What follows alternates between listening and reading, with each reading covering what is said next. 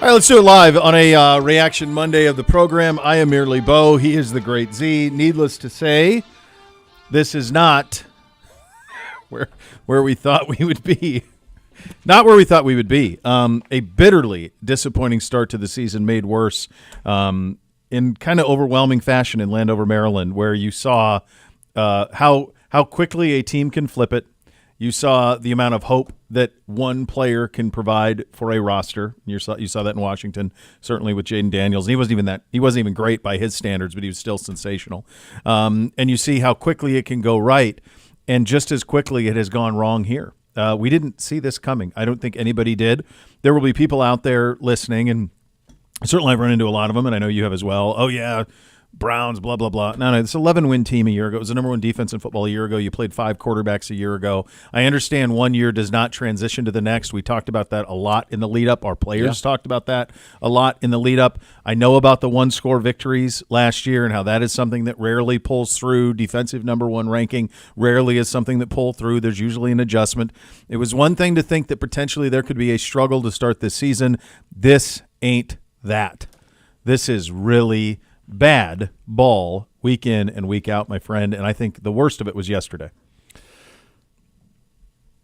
So good luck.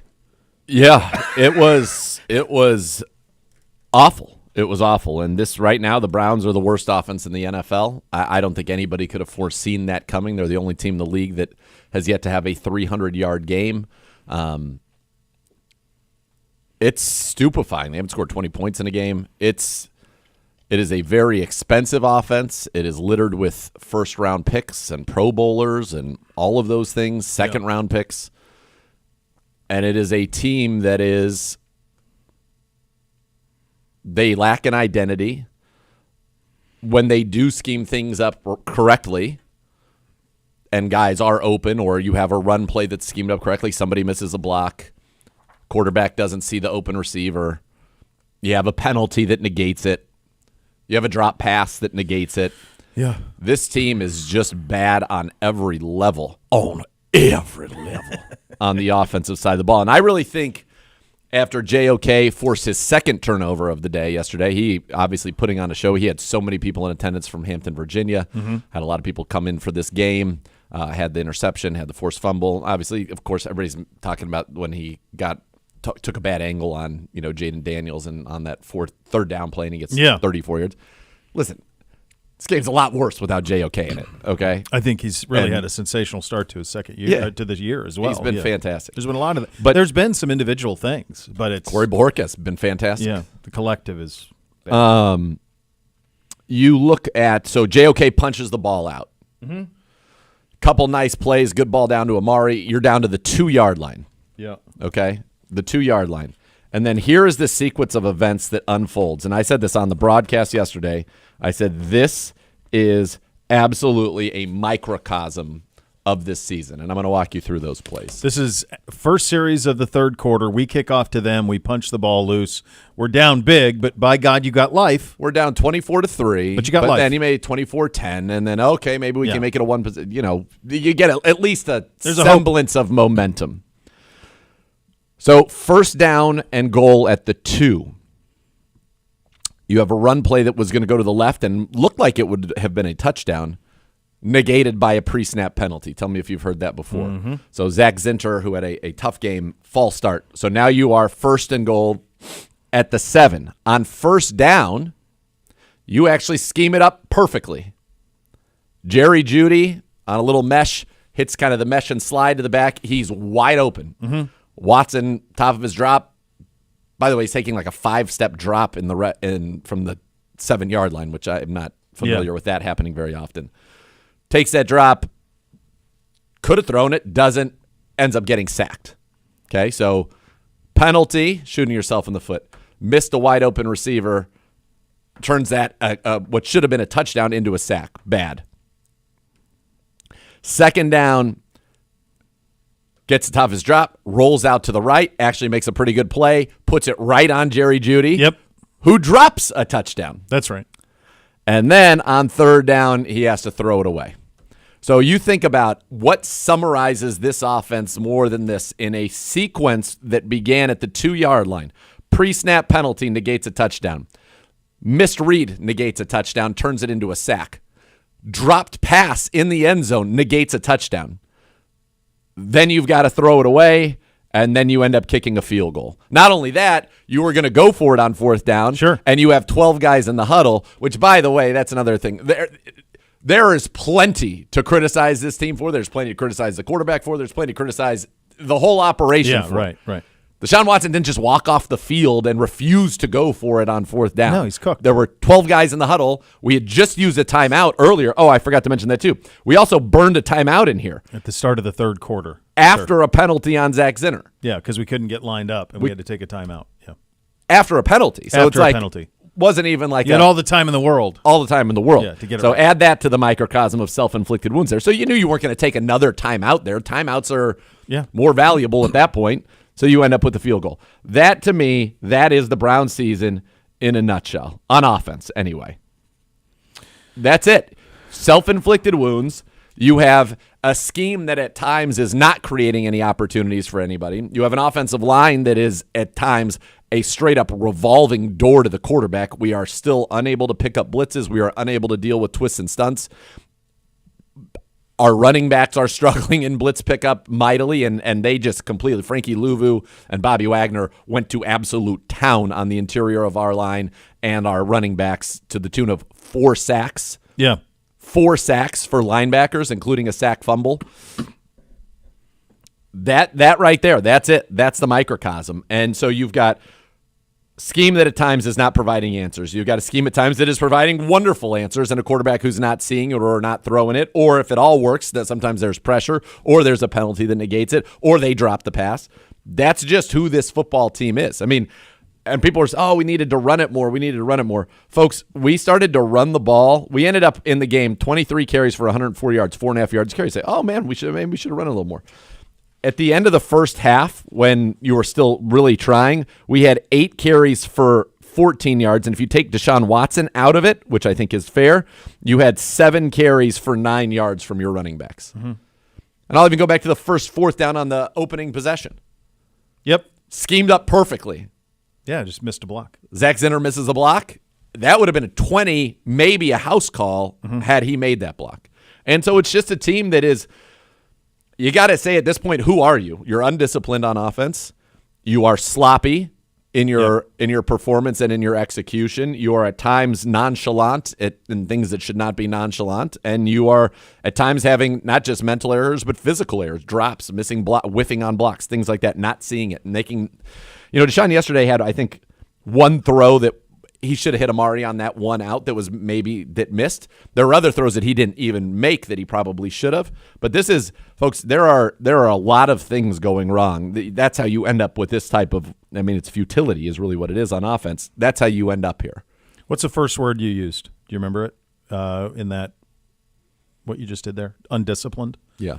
Everything that we've come to know about Kevin Stefanski and his team since he's been here is that they are disciplined. Yep. We were, in terms of what we do out of script to start games, in terms of the success on fourth downs, in terms of the ability on big plays to get people to jump. How many times in the early years with Stefanski and even with Bake would we get a team to jump?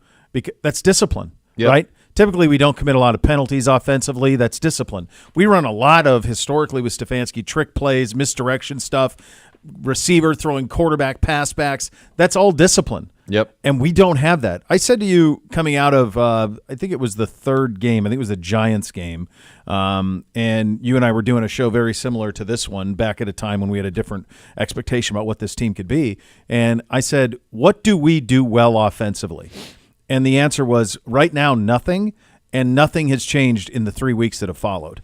There isn't a thing you can hang your hat on right now offensively. Unfortunately, we're historically bad. It's not just like we're bad. We're historically bad. Yeah. 3.8 yards per play. The third down stuff is. Third down. So we're 1 of 13 in the game, and the only one is in the fourth quarter. Count. It's nonsense. Yeah. And if you go back, I think in the previous game against Vegas, we failed to convert our last 7, I want to say. Yeah. So we had a stretch where we were 0 for 19. That's impossible. It is impossible. In the NFL, the National It is Football impossible League, to do that. And when you watch the tape back, obviously that should not have been the case for a multitude of reasons that we've outlined here. But this is a situation right now where I feel like something has got to change. I don't know if that's personnel. I don't know if that's coaching. I don't know if that is how we approach the week in terms of what our preparation is and what we are trying to emphasize for a particular game. But the notion, we cannot continue to go forward, I think, right now, doing what we've been doing and expecting a different outcome. At this point, there is a sample size. And here's the thing. Here's the worst part about all of this. Every quarterback had success against the Giants. Every quarterback had success against the Raiders, and every quarterback had success against the Commanders. In fact, every quarterback had a 100 rating or more against the Commanders coming into this game. It doesn't matter. Everybody had run on the Raiders. Everybody had run on the Commanders. We can't. Doesn't matter. So, and you could go back, and it's what's so crazy about the NFL is that this still could easily be a 3-2 football team. No roughing the passer against the Giants. Yeah. No hold called on Amari. But that would have just been gloss on something that is fundamentally flawed right now. And I think this is a fundamentally flawed team. Our defense is not playing at the level it was last year, but at the same time, how could they be expected to? Yeah, if the first 12 drives, 12 different third downs. Was it the last one that gets to 1 of 13? So are we of our first 12 or 11 on third down? Yeah. Think about how many 3 and outs. The defense is on the field. Just as soon as they're off, they're back on. And you're right. They're not at the level that they were, but I don't know how they could be because all you're doing is running off the field and running back on. You punch a ball out for a turnover and you think, all right, let's get back in it, and we can't make anything out of it. So it's not in here this week. It's usually in here. Which one are you looking for? The one where it's like here we go. Got it. Charts. All right, here's our drives, right? Yeah. 5 plays, 23 yards, give it up on downs. 3 plays, -7 yards. 3 plays, 4 yards. 3 plays, 5 yards. 6 plays, 15 yards. On a drive that began at their 43, we managed to get to their 33. 3 plays, 2 yards. 3 plays, -4 yards. 4 plays, 29 yards. Actually, if you go net yards, it's worse. 5 for 23, 3 for -7, 3 for 4, 3 for 5, 6 for 10, 3 for 2, 3 for -4, 4 for 20, 6 for 17, 3 for 29, and you lose the fumble. 9 plays for 19 yards, 9 plays for 54 yards. That was the lone touchdown, which was, again, late in the fourth quarter. And then 4 plays for 22 yards. All right, so you had 6 drives that were 3 plays or less and 2 more that were 4, another one that was 5 plays.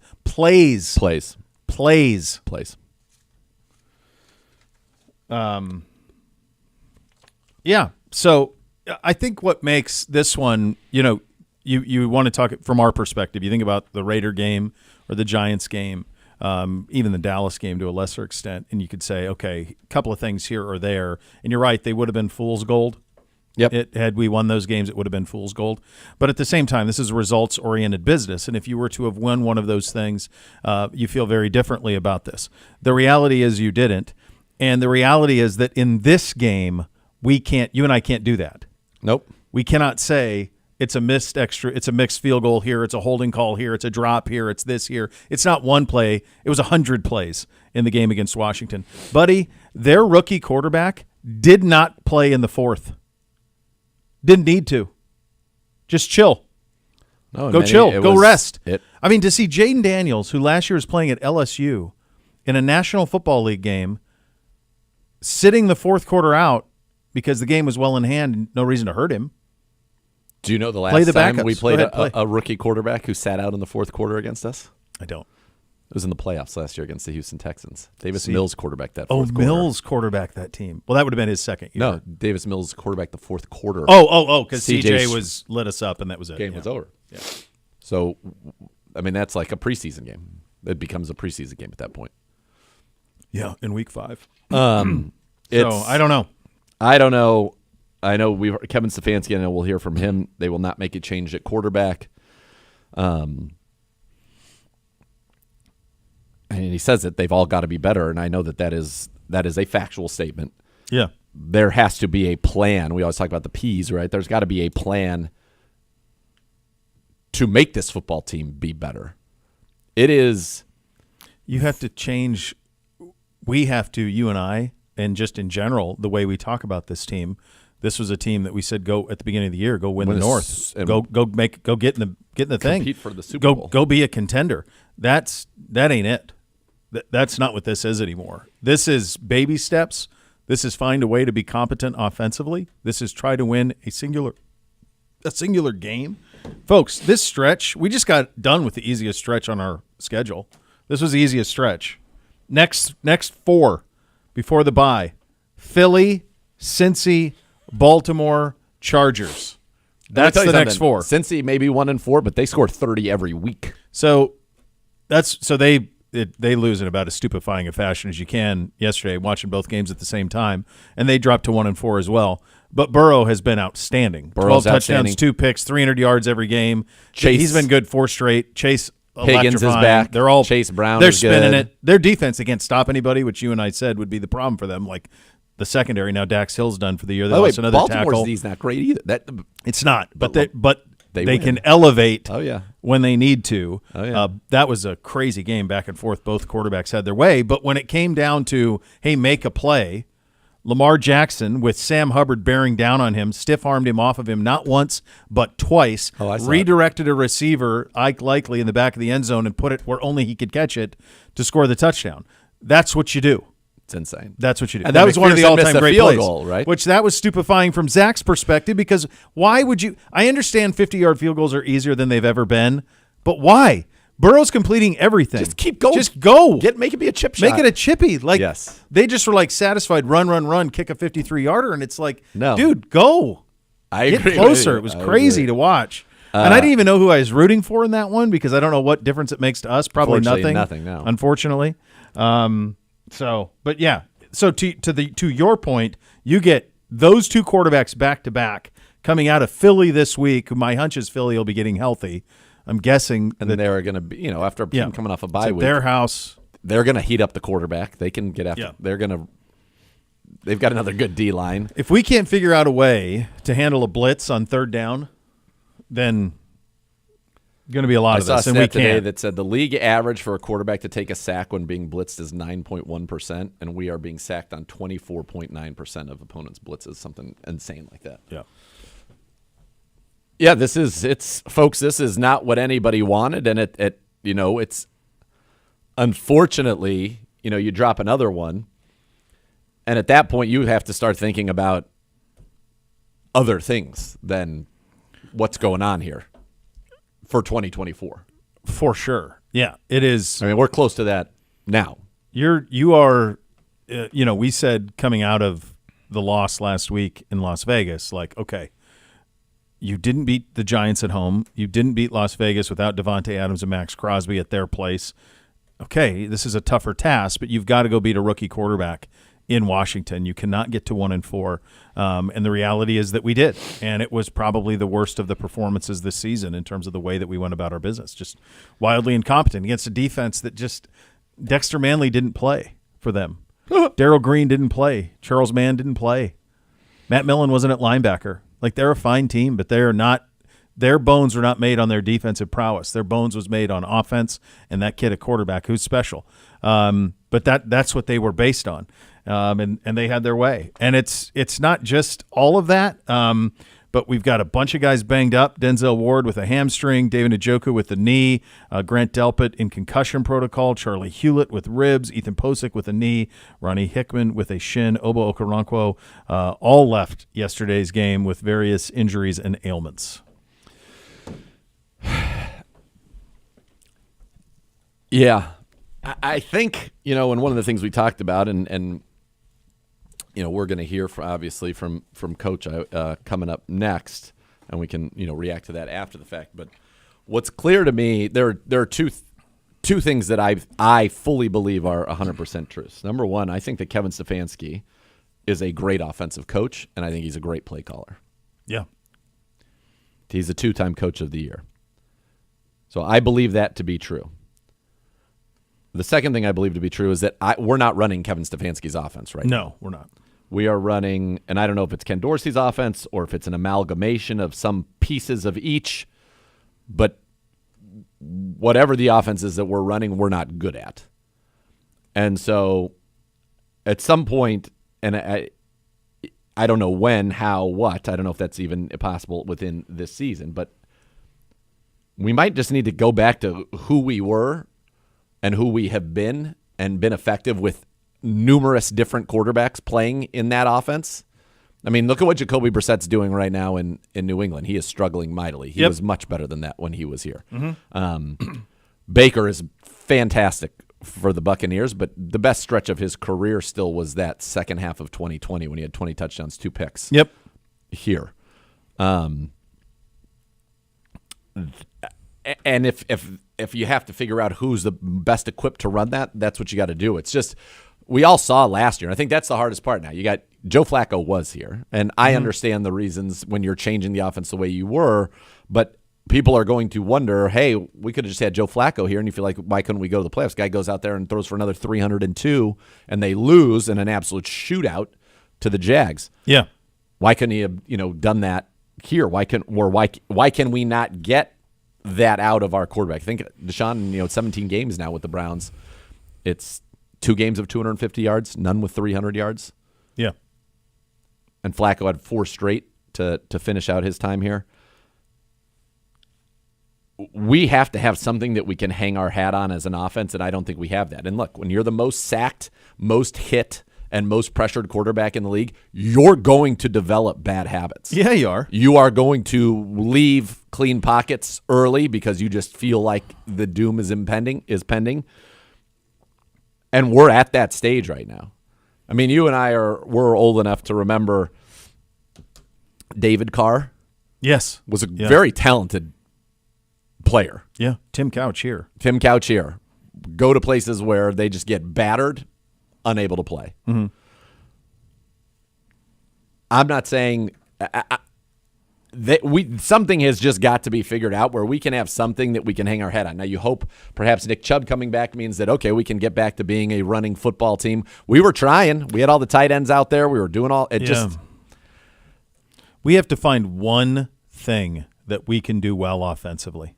Yes, and the reality of the situation is to be a successful team in the NFL, the one thing that you must be able to do offensively is throw the football or generate chunk plays, whether it's running, throwing, or be a quarterback that can do it with their, like you saw Jane Daniels, we've seen Lamar Jackson. Mm-hmm. Like Lamar was their leading rusher yesterday against the Bengals. Derrick Henry didn't have a crazy No, game. He broke off the one at the end that was iced it, but I mean it was through regulation. I think he had 30 yards. No. They had him bottled. It was Lamar throwing it. Yeah. Lamar threw it all over the place. Yeah. It's very, folks, I know that you out there, if you're listening to the show today, I imagine there are probably a lot of people who are like not even going to do it. Those who are, you're frustrated. We're frustrated. I know everybody in this building is frustrated. This is not what this season, this was a chips are in. All in. Let's go win the Super Bowl season. And right now we're on the verge of, if we're not, 1 foot in, to a disaster. Yeah. Look, the bright side, you're 1.5 games out of the wild card. Mm-hmm. 13-4 still on the table. Gee, man. It is.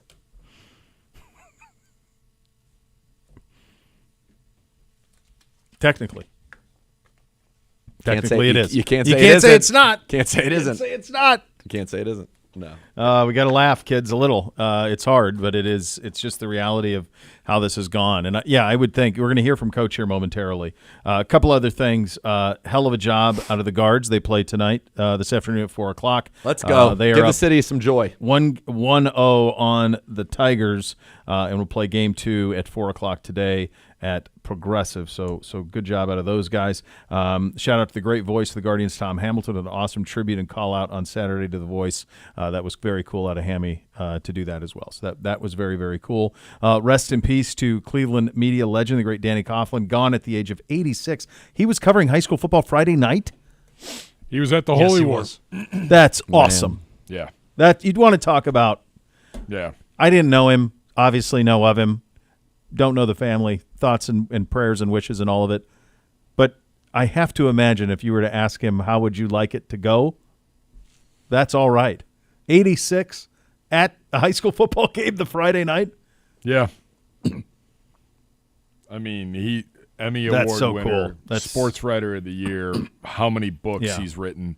Legend. Just an unbelievably great guy. The life of every party, and I mean the life of every party. I mean, he definitely lived his best life. Good. Awesome. And I mean, I can remember when I was back at ESPN Cleveland, we had talked about doing some high school football stuff. I said, hey, how about like Saturday morning? Yeah. Like, me and Sam Pines had lunch with him. And Sam will remember this if he's listening. We were like, you could come on Saturday morning on my Saturday morning show, just kind of recap and all that. He was like, Jason, Friday nights are awful late for me. Saturday morning is just not going to cut it. That ain't going to do it. And I said, Understood. Got it. But he was always, he would definitely have something nice to say Friday night. I mean, he gave advice to I don't know how many different people in our industry. Yeah. A giant, a great guy, a huge heart, big family, like just huge family man, all around just great guy. And I saw that at the end of the game yesterday, and I was like, oh. I'm like, I think he was just covering the game. And sure enough, there were pictures of him with like numerous reporters on Friday night. Man. I know he's battled a lot of health things here recently, but unfortunately passing away at the age of 86. Yeah, icon certainly in this area when it comes to the high school side of things. Those are your hot topics today, presented by University Hospitals, official healthcare partner of your Cleveland Browns. Coach from the podium coming up next. You'll listen to Cleveland Browns Daily on 850 ESPN Cleveland.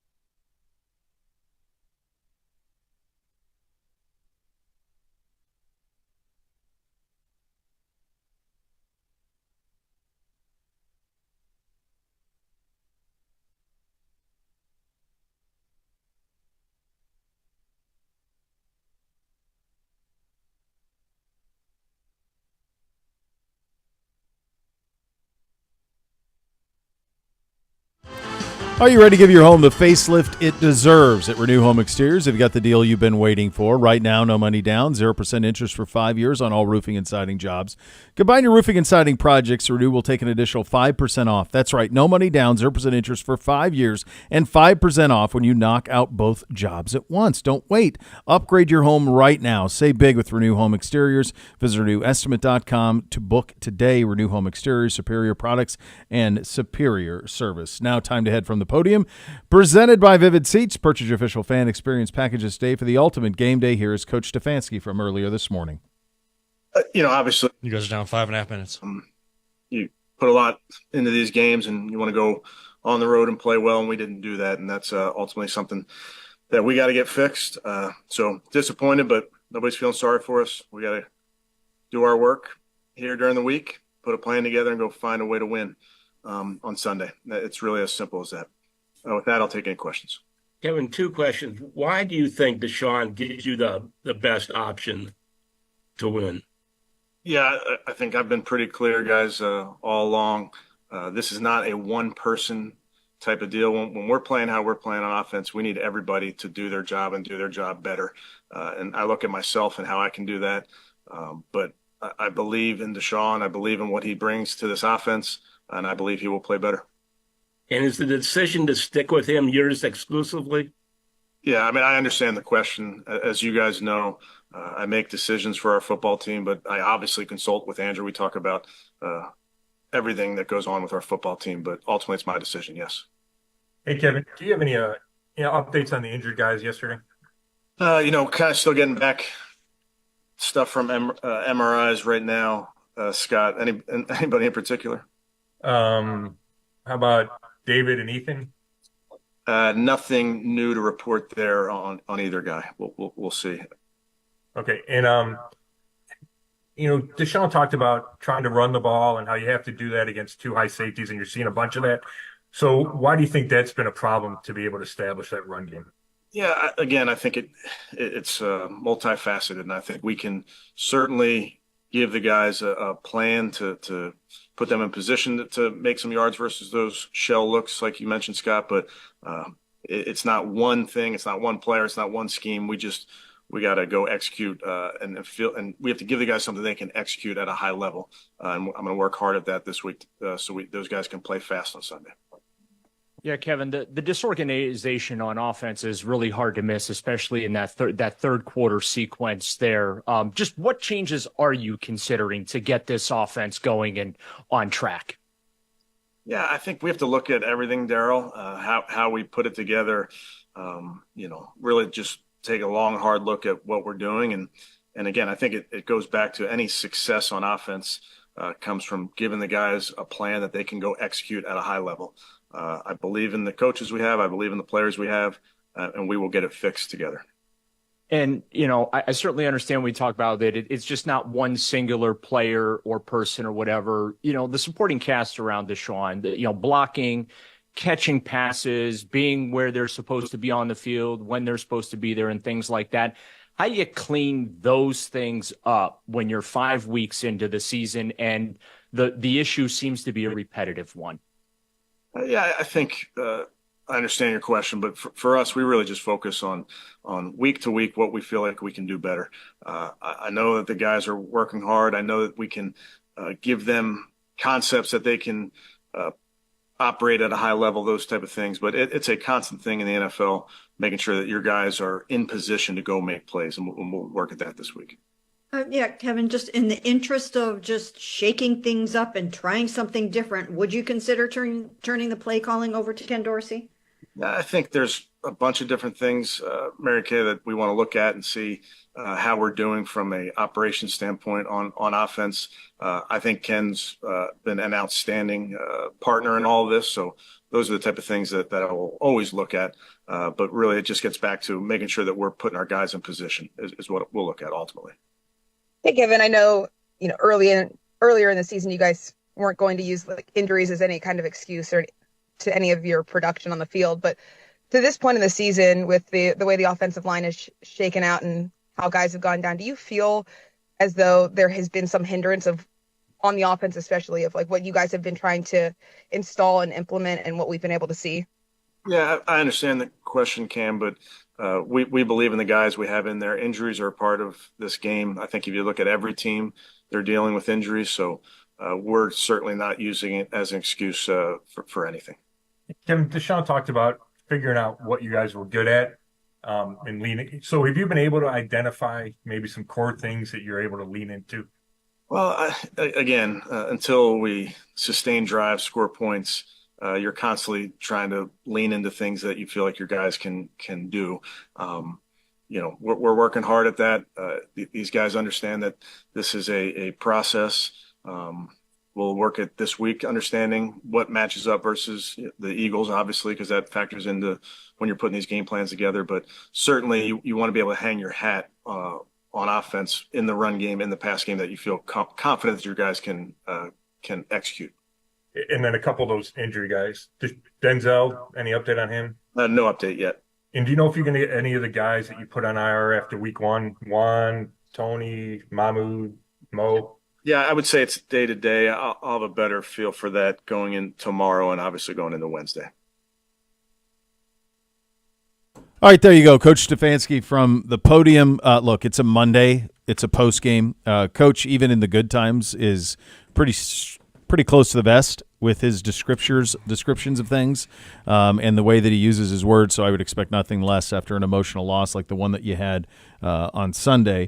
That being said, I don't know if you can just roll out this same operation in Philly this weekend, and certainly you cannot roll out this same operation and plan here against Cincinnati in 2 weeks. No, and I think there were some actually very, very good and pointed questions that were asked in this. Mm-hmm. There needs to be, if it's not significant change in personnel, if it's not significant change in scheme, if it's not significant change in coaching, then it needs to be some combination of significant change in preparation or the way in which we prepare, and then massively significant change in terms of execution. Yeah. Change required. Yeah, because otherwise then there'd just be more of this. There's Yep. more of this going forward, and this is professional football, and it's a 17-game schedule of which we are 5 games into. Yep. That's a long way to go, brother. And we haven't had anything in the vicinity of this since Kevin Stefanski has been here. We haven't had anything really in the vicinity of this since I've been doing the show in terms of a start like this or to be in this type of spot. I mean, we haven't. Even Freddie, it wasn't like this in year 2. In 19? 19, it went – No, that was Freddie's year. 2019. It started off okay in 19. 18, it went off the rails pretty quickly, but you won the Jets game, and that's when we had the Hugh firing and all that was in 18. Yeah, but 18 that was my was first still year. a pretty solid But year. the second half of it was a lot of fun because Bake came in, and then we had Freddie, and as you so eloquently labeled them, the 4 Horsemen and all of that. That all happened what? in 18. We got Z back in 2018. We did get Z back in 2018. Oh, God. He's cackling at you. abs- Even what just an- just a stab absolute- in the middle of the back. What an absolute crud. Just I mean, I'm took not wrong. We came back in the just second stabbed half. you in the heart.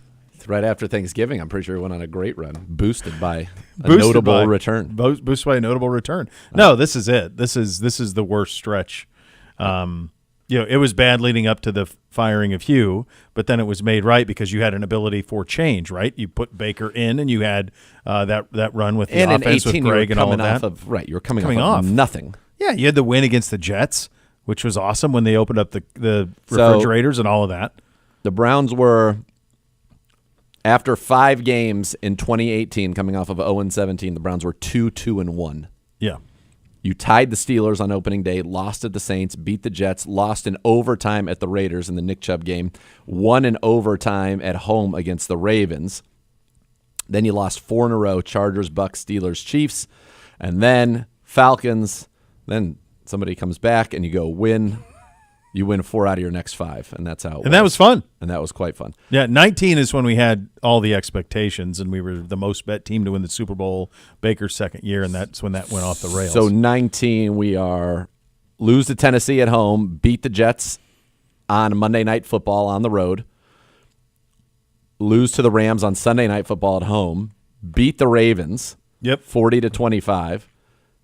That was the game there. Nick Chubb, I think, had 3 touchdowns in that game. And then we lost 4 in a row. Niners, Seahawks, New England, Denver. So at that point, we were 2-6 before we won 3 in a row to get to 5-6, 5-7, 6-7, and then 6-10 that season. But under Kevin Stefanski, we had been through in 2020, we were 4-1 through 5 games. 21, which is a tougher season, but we were still better. We were 3-2 through 5, and we were 3-1 after 4. Yep. So no, we have not experienced anything like this. No. No, and even in those years, offensively, there were things you could hang your hat on. You always had Nick Chubb. You had some weaponry that you were able to activate. Right now, this month of worst of offense is unlike anything we've ever seen. It's been that bad, and to me, it's all on the drawing board. You're looking like from an EPA standpoint, those are analytics that are beyond my capacity. DVOA, EPA were historically bad. Yeah. So something's got to change. The results certainly have to. We'll go around the AFC North. Here's the thing that sucks is there was such an opportunity here. If you over the last 3 weeks there was such opportunity. If you went 4-1 like everybody thought you were, you're in first place. You're in first place in the division. Yep. We are obviously quite a ways from that. We'll go around the division coming up next. You listen to Cleveland Browns Daily on 850 ESPN Cleveland.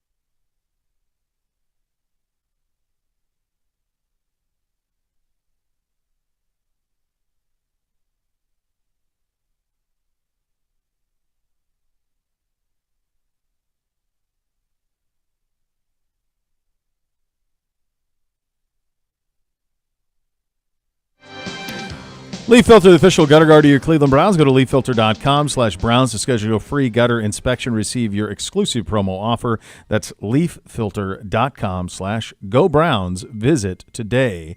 Time to take you around the AFC North. The Baltimore Ravens Cincinnati game. Obviously you're calling our game, so I had them both on. I had both screens on. I heard ours on one and theirs on the other game. So able to watch them both at the same time. Cincinnati, it's a must win for them. Obviously, they do not want to go to 1-4. Have no interest in it. They've been flying offensively, but for whatever reason haven't been able to get wins. They are up 2 scores pretty much the whole game.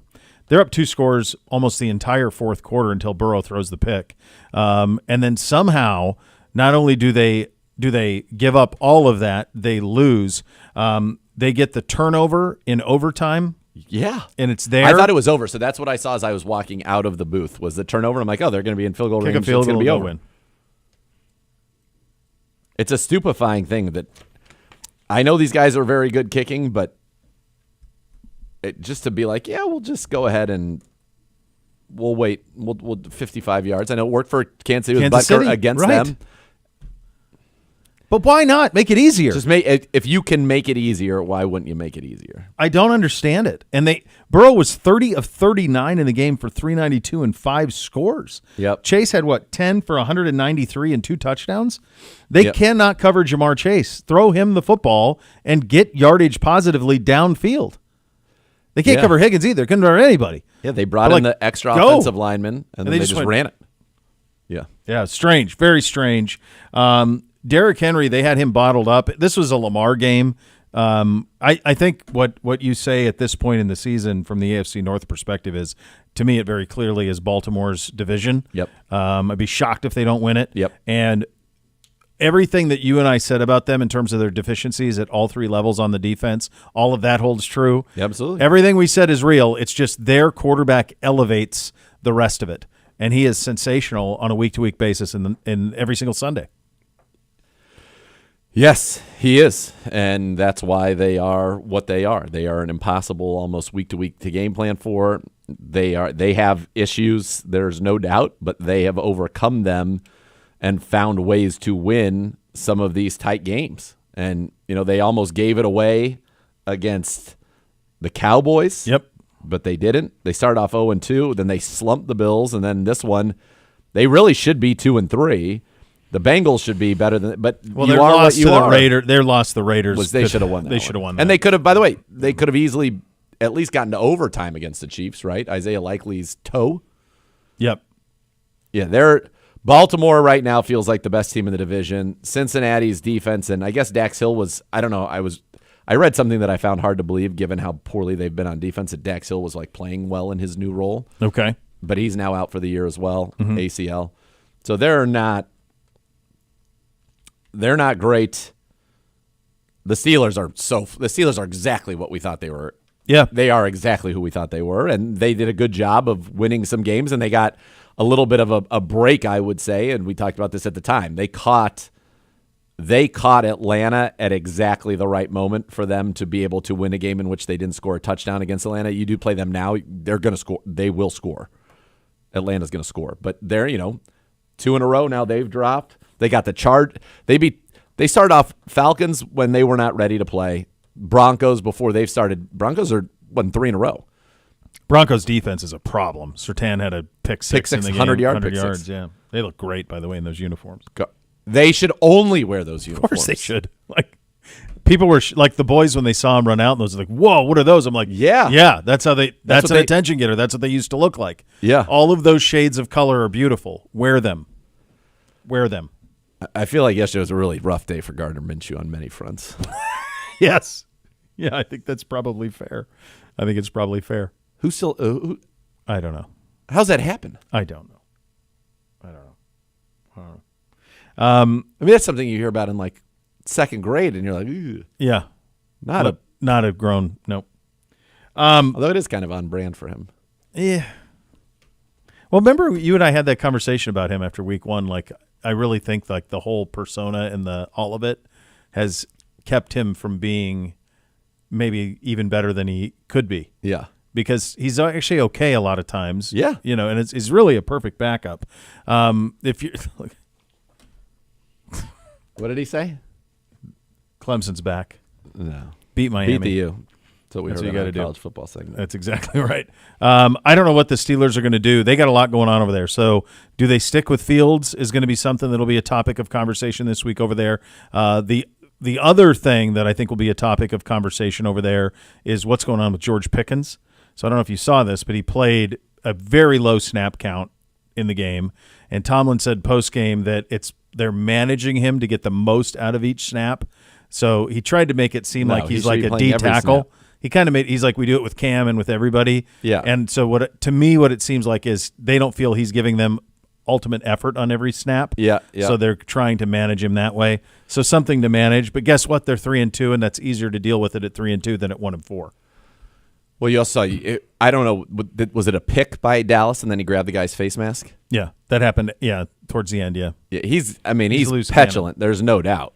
Yeah. There's no doubt. Yeah. So it's Baltimore, and then it's even Cincinnati at 1-4 because they have Burrow and because they can throw it for 300. I'll have to let me pull up their schedule to see what they can do. He's been great. All right, so they're 1-4, but they are at Giants, who showed a little bit of guts last few weeks. Won again against Seattle. So they're at Giants on Sunday Night Football. Then they're here, then Philly, then Raiders. So 3-1 in that stretch gets you to 4-5 if you're them. Yep. And they're kind of back in the mix. I mean, I think that's their objective.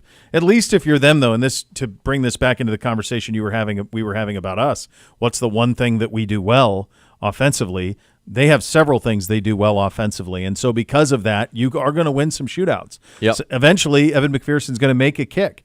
He didn't make the kick yesterday, but eventually he will. They've lost by 1 to Kansas City, by 5 to the Commies, and by 3 to the Ravens. They're in them all. I can't believe they lost to New England still. That is No, that's the one that kills them. stupefying. It is. Giants are no slouch right now, by the way. No, they're playing well. They are no slouch. No, I did not have that. I did not have them going to the Giants and winning. So no, I did not. But and then Pittsburgh's in there, and then we've got a host of problems that we got to get sorted out. But this division is not what we thought it would be from a record standpoint and from the way that these teams are playing. And the reason for that are the two Ohio teams. The Baltimore is kind of what we thought that they would be. Mm-hmm. They got an MVP, and other than that, they've got some issues. Pittsburgh's got issues, but it's us and Cincinnati who have wildly underachieved. And the Bills, by the way, are now looking kind of like what we thought they were going to be. It does seem that way. It does seem that way, that their margin isn't quite as great as we all thought. The new Rumpke Recycling Resource Center is a one-of-a-kind facility located in Ohio that can process 250,000 tons of material annually from over 50 Ohio counties. Learn more about how you can help keep our communities clean and green by visiting rumpke.com. Coming up next, the Joe Thomas half hour of the program.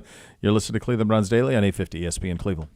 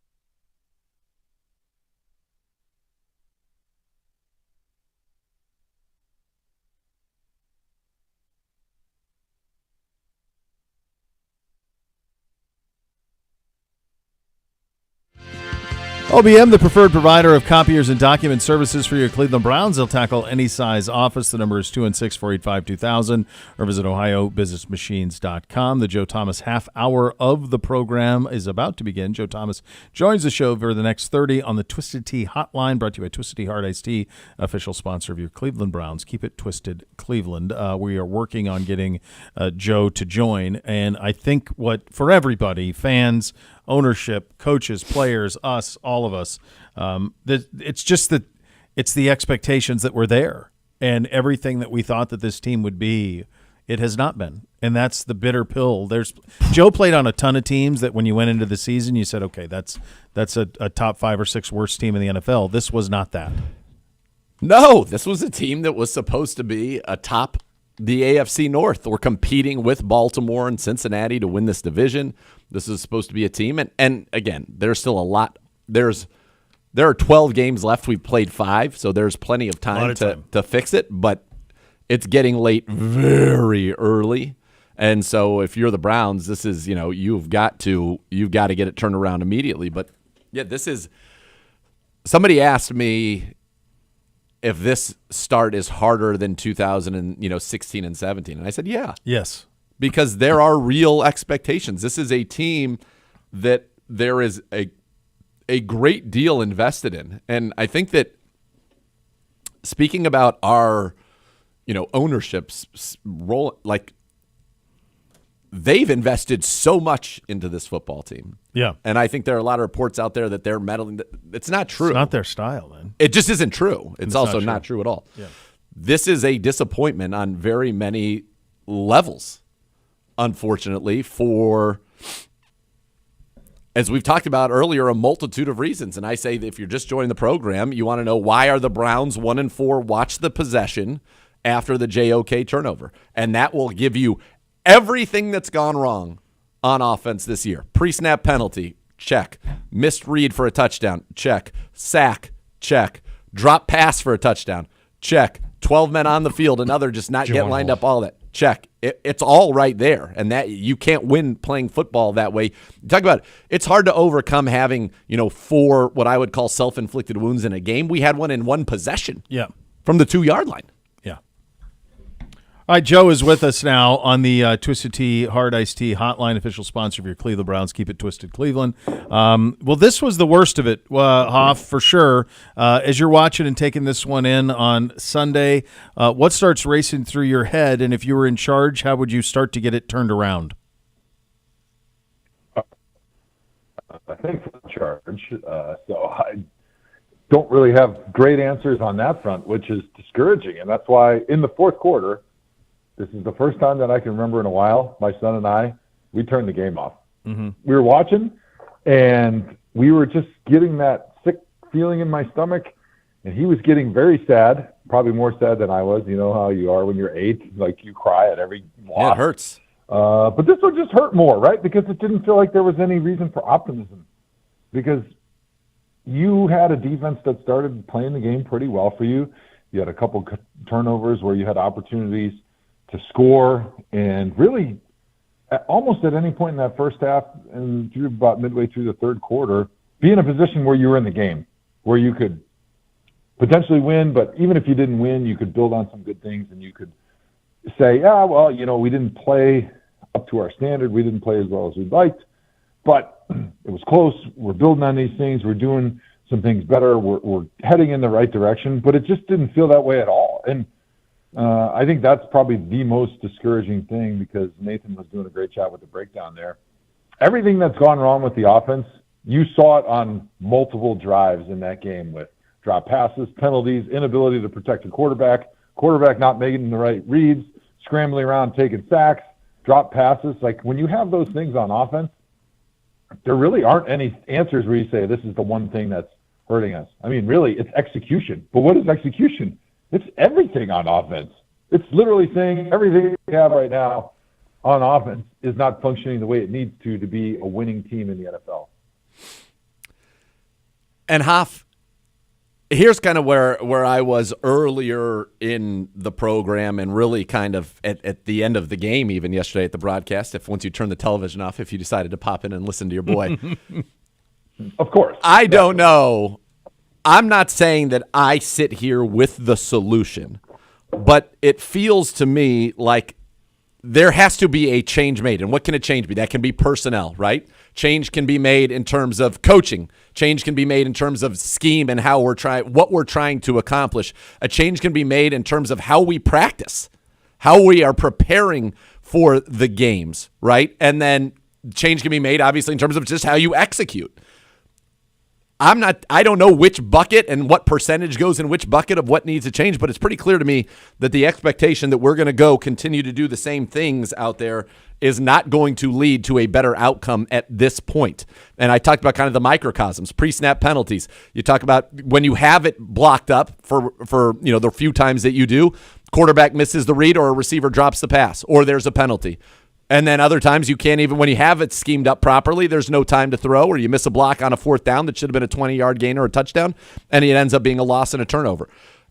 How do you, in terms of the changes as you see it as a player, what can actually be done? Can you change, okay, we've been kind of, this is how we've approached Wednesdays. This is how we've approached Thursdays. This is how we approach Fridays. Can that actually be changed in the middle of a season? What can actually be done on the fly like this?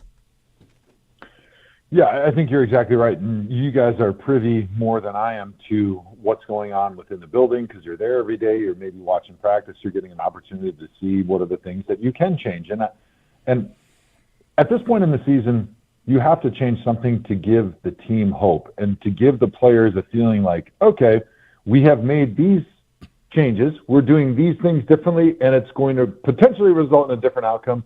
So it's at least going to encourage me to show up on Wednesday and to give my best effort to watch the film, to be ready so that I can be at my best. And if these potential changes that we've made are working and are going to work for us, I'm going to be part of the solution, not part of the problem. Because that's what I worry about, because I got that same feeling. I mean, me and Greco were texting, like, we played on some teams that weren't very good, and this is a team right now that's not very good.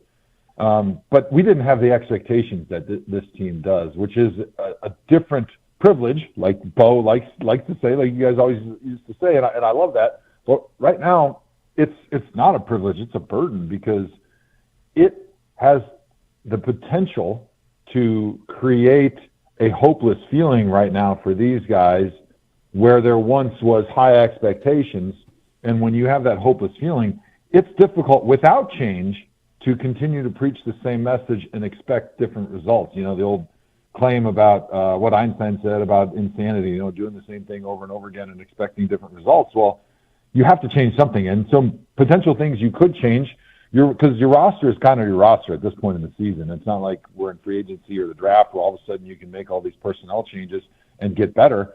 Sure, you can cut a bunch of guys and then bring in, players that aren't currently on NFL rosters, which would not make you hopeful for a positive change moving forward. It would just make you worse, if anything. And so some of the things you can change is how you practice, the structure of the practice, who are the guys taking the reps.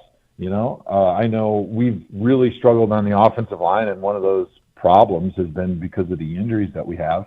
And so it was nice to see Jedrick out there. I thought he was a nice upgrade playing at left tackle, and there was times where you saw the Browns adding running backs, tight ends to protection and giving Deshaun some time back there, but then whether guys weren't getting open or Deshaun was not decisive with who to throw the football to, you still weren't getting a different result there. But I think, like you said, let's give some different guys reps during practice.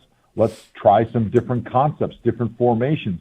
Let's maybe just switch up the schedule a little bit. Like, you don't have to practice at the same time always. Like, it's good to get into a routine when it's helpful, but when the routine has led you to a 1-4 start and playing some of the worst football under Kevin Stefanski, then maybe let's practice in the morning. Like, even trivial things like that have the psychological advantage of giving guys the feeling that we are taking a new step forward and we're going to be a different team moving forward this week. And so I think it's important to just explore all opportunities and all options when you talk about, hey, we got to make a change to give an injection of hope into that building, into that locker room. Hoff, if you use a pie chart, and we've talked a lot about stuff that Deshaun has missed, receivers dropping passes. One of the other consistent problems we've had this season has been the offensive line play. Obviously, it's been well discussed that we had a change in coach there. We have a schematic change offensively from the way Kevin traditionally has called offensive plays and what our offense looked like to what it is now. If you had a pie chart and you were to break it down in terms of where are the issues there, how much of it is personnel / health of that personnel, how much of it is new offensive line coach, how much of it is the new scheme that they are playing under? How would you break down what has been really one of the worst offensive line situations in the NFL this season? Well, I think personnel is probably your largest piece of the pie chart. I don't know if that's 60% or 70%, but certainly good players make coaches look good. Bob Wiley used to always say that, and never did I feel it more than when I was over in Europe coaching these guys in Germany, because we'd go out and we beat the crap out of Barcelona and Milan and all these teams, and even the games we lost, like my offensive line, in my opinion, was pretty dominant over the other guys because, hey, they did a good job recruiting. I was coming into town, NFL Hall of Famer, going to get to coach you. We had some pretty good players, right? So it made me look pretty good. And so I think players, it's a player-driven league, and they make the coach look good. But I think where the difference maybe in coaching is playing a big factor, and obviously with the injuries that we've had, it's probably playing more of a factor than you could have anticipated going into the season. But one thing that Coach Callahan did a really good job of was developing sort of that second tier of guys, right? Those backups. I mean, how many times when Callahan was here did we have an injury and go, oh no, we're never going to be able to recover from this, and all of a sudden, hey, this backup's playing pretty good. Who is this guy? You're looking through your program, and hey, he's playing good football. And so I think when you change the coaching habits and the coach, it takes a little while for the second group of guys especially to be able to start playing well, because you're learning how to do things differently based on the coach that you have. And that's not an indictment of Andy Dickerson, the offensive line coach. That's just saying, hey, those guys are doing things differently, and it takes a little while for your starters to learn how to do something different, and it takes even more time for the guys who are less talented, and that's typically in your second group. Huff, I'm going to give you a stat, and then you kind of just tell me what you make of it. And I think certainly you watched the tape yesterday, and you watched that game. We can't pick up the blitz, to your point. The league average is for a quarterback to be sacked on 9% of their dropbacks against the blitz. Deshaun Watson's been sacked on 24% of his dropbacks against the blitz. The Browns are also giving up the highest quick pressure percentage when blitzed of any team in the NFL. The only team that's even close to them is New England. It just feels like if you're a team that has physical downhill linebackers, you blitz them and you will get sacks. We've had multiple games where linebackers have accounted for multiple sacks. This last week it was 4 of them from Bobby Wagner and Frankie Louvu, where backs are struggling. What is it, and how can it be fixed, or can it? Not to mention the twists and stunts, and we saw a perfect example once again of the guy getting right into the tackle's hip and him not being able to do anything about it, and that leading to a sack. So similar things are happening over and over and over. Yeah, pass protection is like dominoes, right? You can have 5 guys do a really good job in protection if they have a very small amount of things that you ask them to do. They can do it well, and if you don't ask them to hold on to their block for very long, look back at Peyton Manning's offensive line, Tom Brady's offensive lines through years. Like, they weren't super talented, and those guys struggled when they would go elsewhere, even when they would get big contracts. But they were asked to do very specific things like, hey, just don't get beat inside fast. Okay, I can be firm. I can force the guy to rush around me, and even if they twist, by the time the looper gets there, the ball's gone, right? So they can do those things because you don't ask them to do a lot. As soon as you ask them to do more, you need more talent, and that means, hey, a quarterback's going to drop deeper. He's going to hold on to the ball longer. We need to add play action, so we need to get those defensive linemen running sideways before they're rushing, which adds a little bit of time in your pass protection where you're not actually pass protecting before you have to hold on for dear life. And the same thing with adding running backs, chip help, tight ends to the protection. You see a lot of tackles in the NFL these days struggling, and so what they do, hey, just leave the running back in there and basically turn it into a double team. But now you have fewer guys in your routes. And so you need more accuracy in your throws. You need more decision-making with deciding where to throw correctly and on time. when you have fewer guys out in your passing concepts.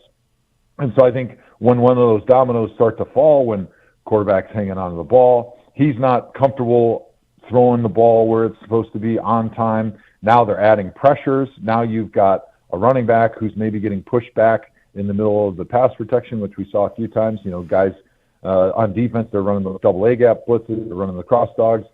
And so they're just running over your running backs who are trying to step in there. And then now when you're adding second-level blitzers, it's making you more susceptible to the stunts and the twists because you have guys on different level. It's really hard to pass off twists with running backs and linemen because usually they're on different levels.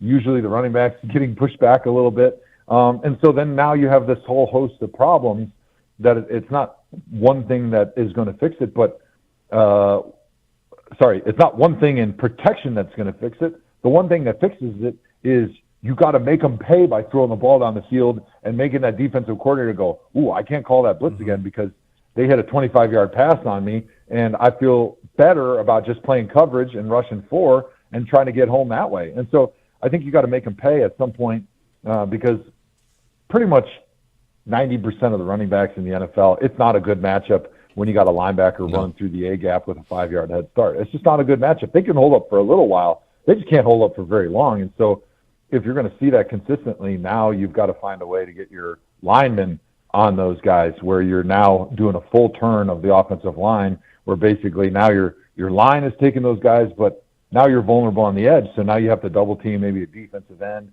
You got to cut them. You got to run some play action stuff. You got to do different things schematically to try to cover up for that stuff. But really the only thing you can do other than just getting better at all the individual parts, which certainly they want to, but have not been able to thus far, is you just got to start hitting some of those plays down the field and make them pay so that they don't call those blitzes anymore. Huff, we were 1 of 13 on third down. The one was in the fourth quarter and honestly doesn't really count. So it's really 0 for 12. And as he pointed out earlier, we were 0 of 19. We had a stretch where 19 consecutive third downs we did not pick up. We had 6 series yesterday that were 3 and out, 2 more that was 4, 1 that was 5. We are long past the notion of, hey, let's go win the division or anything like that. We just got to go try to win a game. If that is the standard ask, is to just go win a game at Philly, what is our best chance to do so offensively? Well, the reason we stink on third down is because just about every third down I'm watching, it's like 3rd and 8, 3rd and 10, 3rd and 15. Our efficiency on first down and then second down is awful. And that's because we can't complete passes when we throw it, and we can't run the ball very well when we're trying to run it. And so you got to look at yourself on a critical level on offense and say, okay, first and second down, let's fix that. And then third down potentially can take care of itself, or at least then we have a chance. But we got to figure out, okay, what can we do well on first and second down that can gain positive yardage? And obviously the penalties have got to stop, right? You got to eliminate those penalties. It's impossible when you put yourself in 1st and 15 when you're not a very good offense to get yourself to a manageable third down. But you got to look at yourself and say, okay, if what we're doing on first and second down is not working, okay, then we got to find something that can gain us some positive yards. And I talked a couple weeks ago, and now I know we're not running the ball very well, and we're not very good run blockers, but I think that at least gives you the best chance to have some positive plays on first and second down and just say, hey, let's put Nick Harris in the backfield.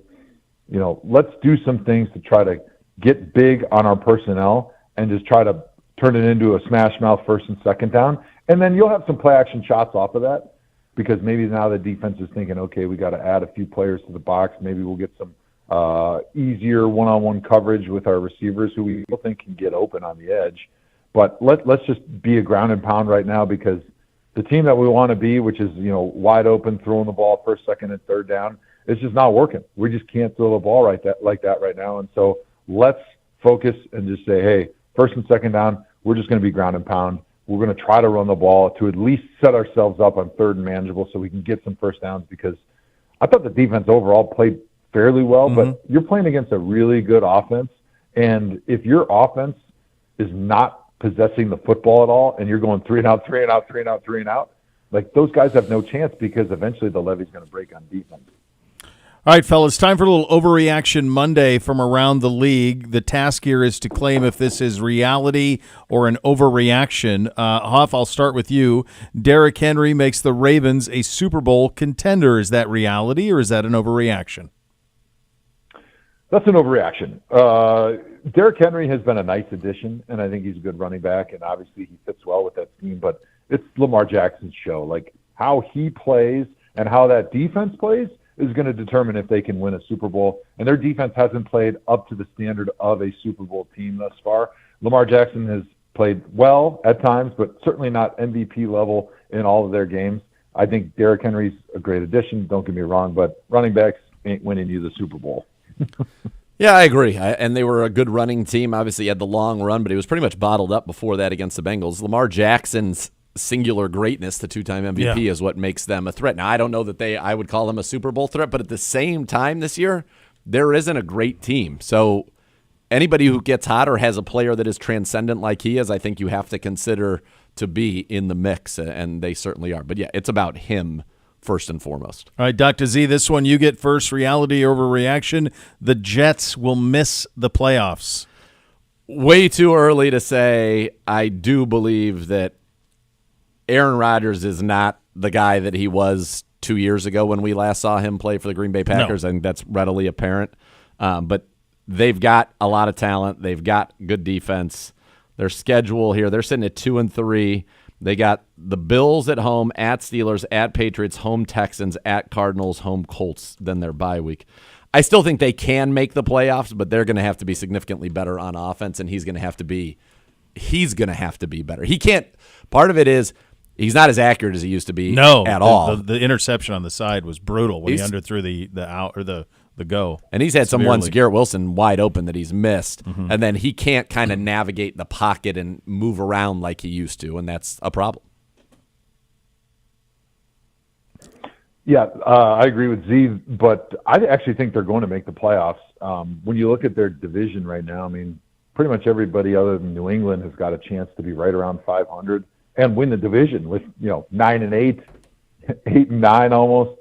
Nobody's really separated themselves thus far, with Tua being out indefinitely there. Miami's not really a big threat. So it's really them and Buffalo are the two teams right now that you're saying, hey, they could compete for the division. Obviously, you think Buffalo's a much better team, but I think with Aaron Rodgers, your arm is the last thing to go at quarterback, right? Your legs go, and we've seen that a little bit with Aaron Rodgers. He doesn't seem to be able to scramble and move around and even plant and push off and do the things with the different arm angles and the different platforms that he had become such a part of his one of the all-time greatest talented quarterbacks' ability.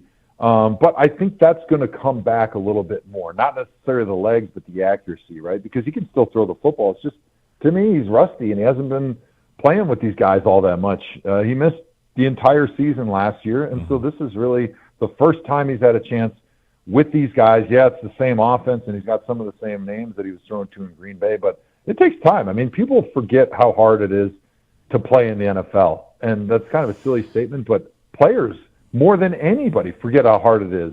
And you're in the off season, and in your mind, you just think, you forget about all the hard work that goes into it and all the timing and the practice and the challenges that you face as an NFL player, because you do it on a daily basis and it becomes routine. But then you step away, and that's really the only time you realize, like, how hard it is to be good and to be really good in this league.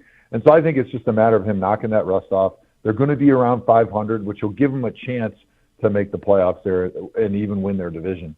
Off this one right back to you. We're going to talk about the Houston Texans. I'm going to amend this statement just a little bit. You telling me if it's a reality or an overreaction. The Houston Texans are one of the teams to beat in the AFC. Is that reality or an overreaction? No, I think that's definitely reality. They got a really tough defense. They got a really great young quarterback, and so I think they're certainly one of the teams to beat in the AFC. They're at 4-1 right now. Obviously, we think the Chiefs they're undefeated, and they're still the defending Super Bowl champs. They got Patrick Mahomes, so to me, they are the team to beat.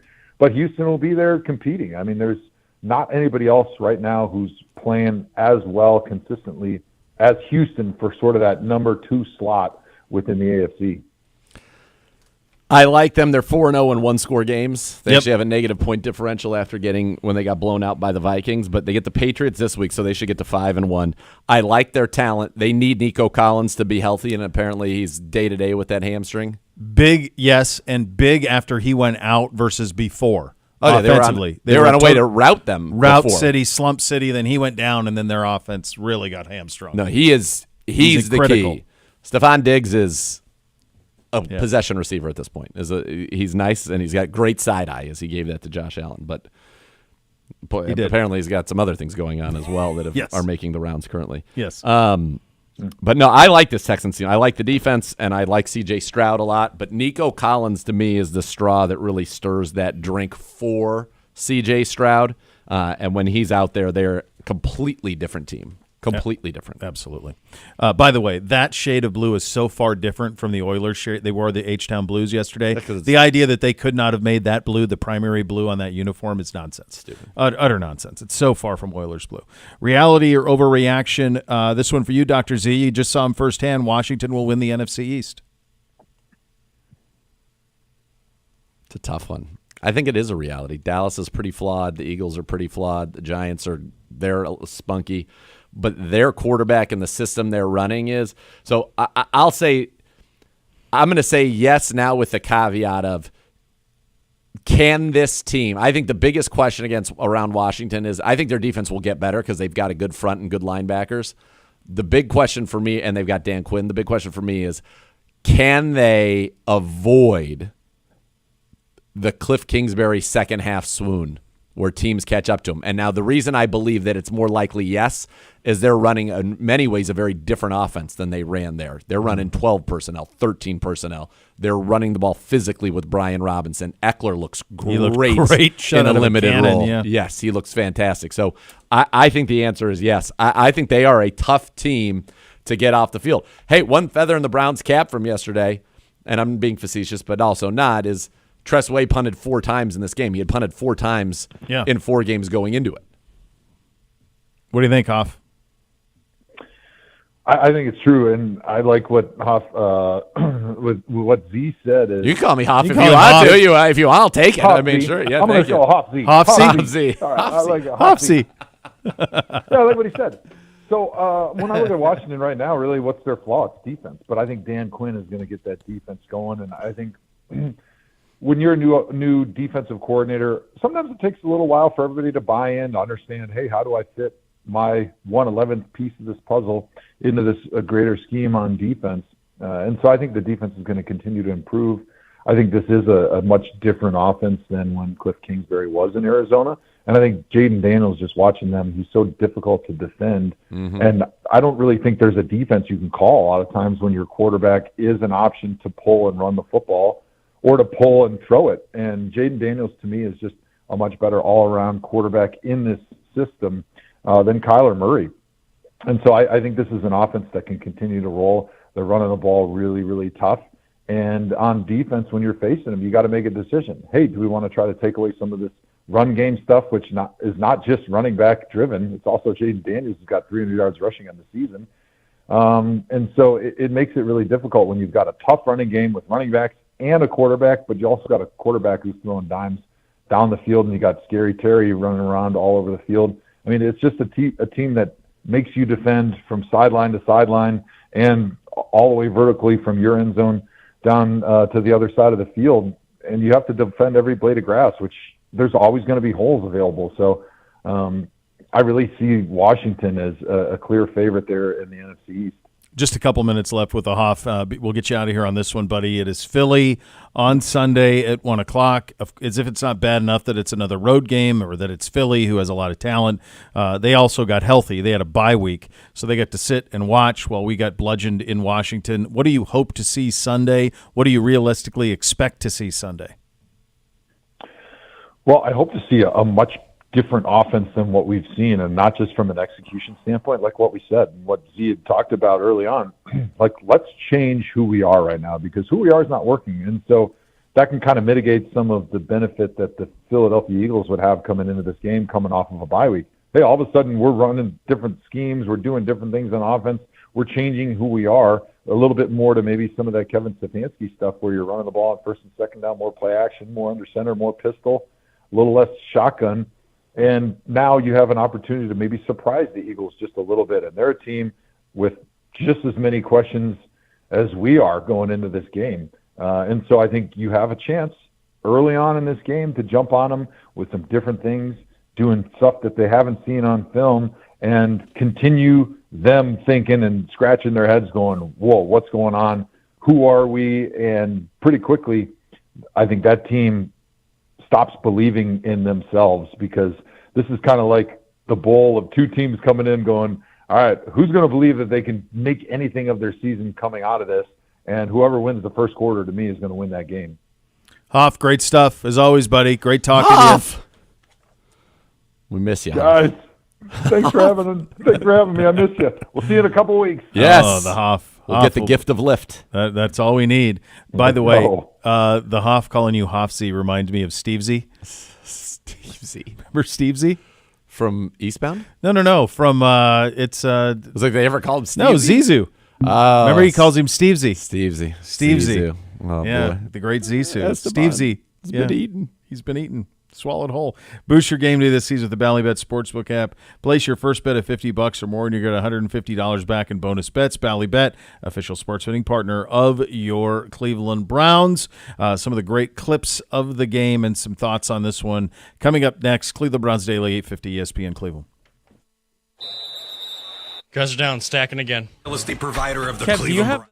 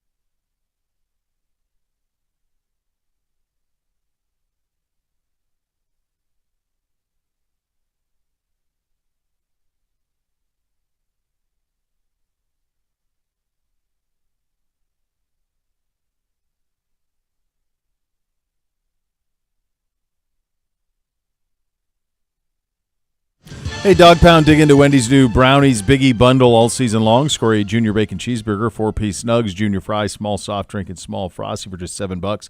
Here we go. Brownies, grab one from any participating Wendy's for a limited time. Time for the great clip of the game. It's going to be great. Here is JOK's interception in the first quarter. 3rd and goal from the 5-yard line now. Daniels with Robinson to the backfield. Back to throw. Looking end zone. Throwing intercepted. JOK has it at the 2. And there is the first Browns interception of the season. There you go. All right. There you go. By the way, you know what I did when I was to me, Goose. bummed out? I decided to take a gander at the scores. Hey, the kids are back, aren't we? Kids are back. Kids are back a little bit. I think I'm going to be at work. If I win tonight, I'll be up for the season. If I lose tonight, I'll be even for the season. But we did it. A very big week. Right now, we're both I got 9 up for both of us. Yeah, I think that's it. I think we're cruising a little bit. So we got which one is more 9 to get, and which is 9 and 4 because we have fewer. There are only 14 games. Correct. So yeah. we have a chance for a potential 10 and 4. Clawing our way out. Or I am anyway. Clawing my way out. Same. We're both under. We split. I got Houston and you got Chicago. And other than that, we were lockstep all over the place and did a good job. Evan McPherson cost us from this being a real oh my God, Evan McPherson banger of a us. week. Yeah. And so did McDermott cost me too with the so way that did he me. managed the end to give CJ that much time. Well, I was fine. Yeah, it's fine for you. It worked out just fine for me. Yeah, that was a bad one. Houston should have won that game anyway. Well, they would have without Nico. They would have if he stays in. They would have. Yeah, they were certainly doing that. Just a strange start to the season, not just here. And I know we'll go into the league at large tomorrow. You know, when we go around the league in one thought and all those things. But the 49ers up 2 scores twice and have lost games up 2 scores. Like that's not something that they've ever done under Kyle, is to lose once they get up 2 scores. Baltimore up 2 scores on the Raiders and lost. Like just weird stuff that's happened. They have been in their losses.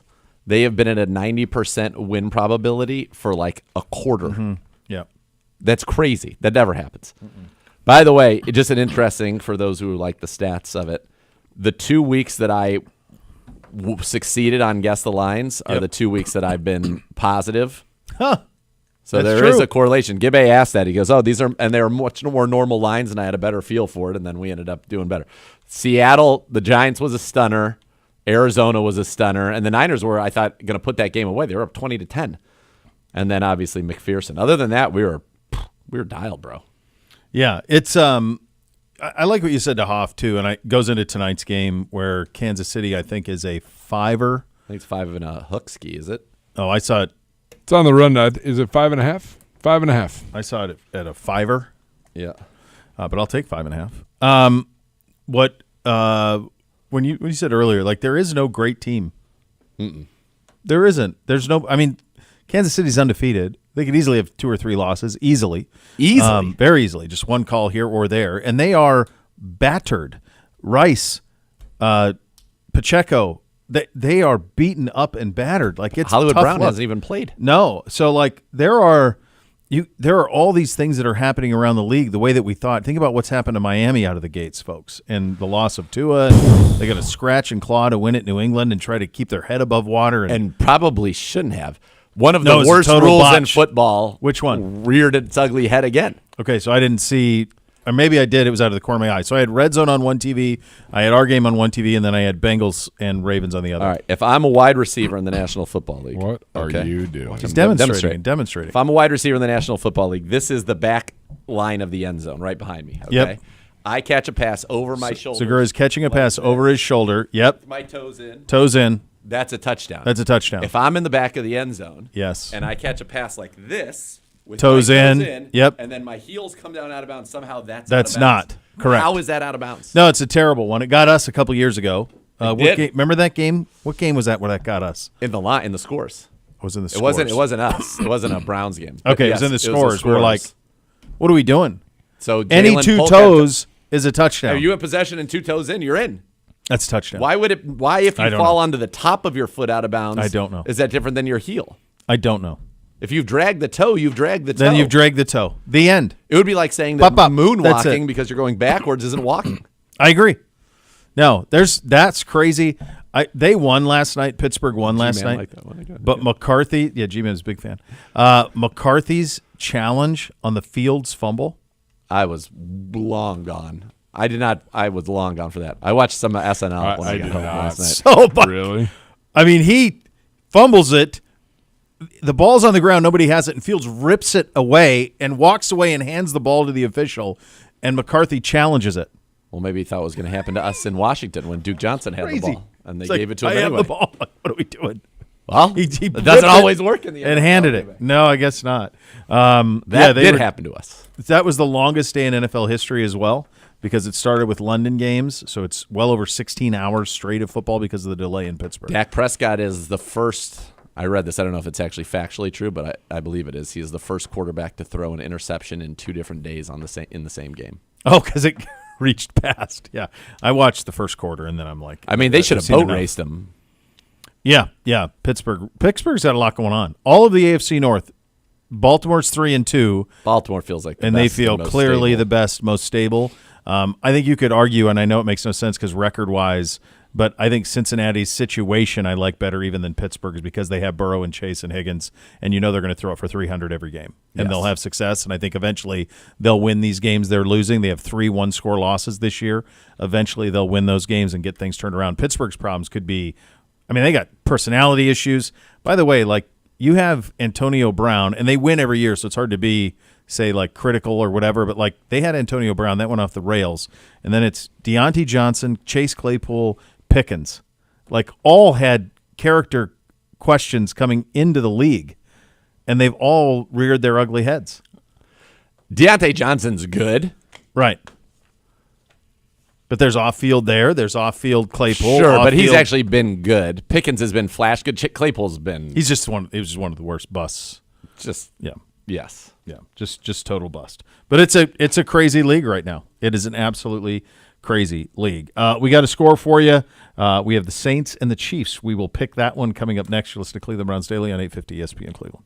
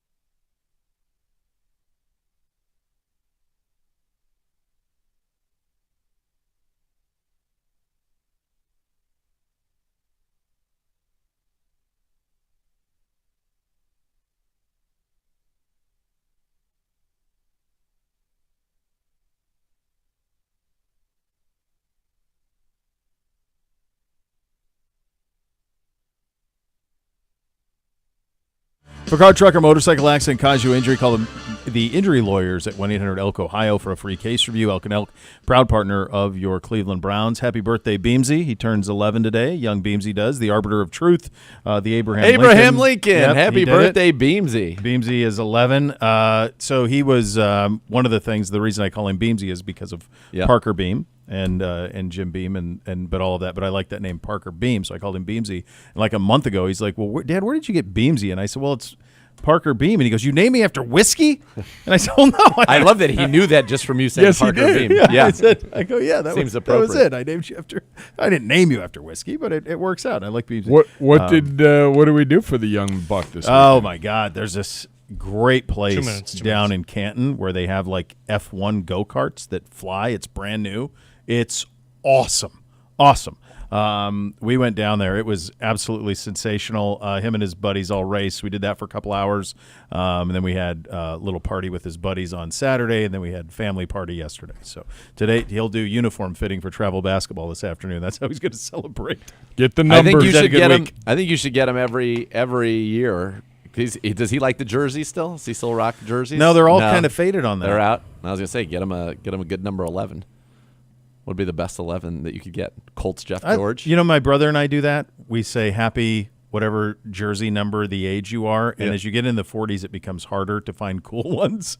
There's a lot of cool ones, like 42, 44. There's a lot of cool ones. Yeah, late 40s. But as you start to get late 40s, it gets a little dicey. Well, then you It's get a little 50s now dicey. you're dealing with offensive linemen. Well, and you got Singletary. You have some linebackers out Some there. backers, Reggie, yeah. you know, L- there's some LT, linebackers out there. 56. 57 with Clay. There's some of those that are out there. But yeah, we used to always do that. That's a good idea. Like to get the 11. That would be solid. So 1 minute. Monday Give Night him a- Football. I need a score, gentlemen. The Saints have lost 2 in a row. They're 2-2, visiting Arrowhead and the Kansas City Chiefs. Bo Oh Bishop. yeah. Yes. who's there? Who's at the back door? Is that Derek Carr and Rashid Shaheed? No, it's Deuce McAllister. 30. Woo. With Joe Derek Horn. Carr on his shoulders. Joe Horn is coming back. Pat Swilling, Ricky Jackson, Archie Manning. Arch Manning's going to be on the Manning cast tonight. Is he really? He's the last guest. Pretty good job out of them. Yeah. It feels like that to me, right? You with me? I'm with you. Yeah. I'm with you. 15. When the Saints come marching in, they'll only lose by 4 tonight. That's right. Go Guards as well. We are back tomorrow. The next level is coming up next. Thanks for listening, everybody. Cleveland Browns Daily 850 ESPN Cleveland.